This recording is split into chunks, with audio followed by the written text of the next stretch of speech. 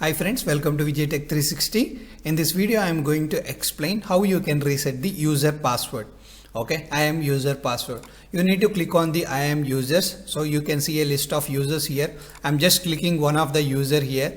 Then you need to click on the security credentials. Then you can see console password is disabled. So this is for the disabled user.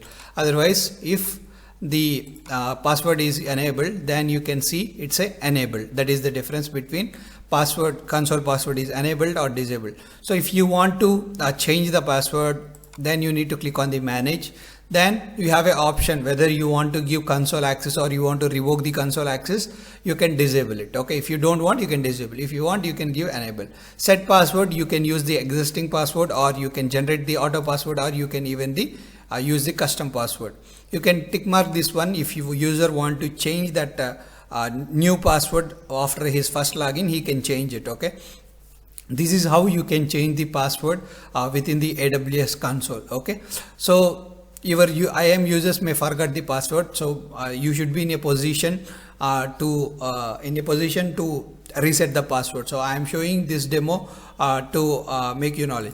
The other one which you saw, first one is Vijay one. So where the console password is not enabled. So if you want to enable, just click on the manage and you can just click on the enable and you can give the auto generated or you can give the custom. So now he can able to access the AWS console. Okay, because I enabled the access, right? That's why he is able to do it. Now you can see console password as a enabled.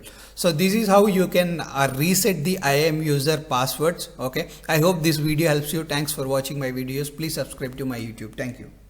If you are new to my YouTube channel, just click on the playlist and you can find lot of AWS and Azure courses in this playlist.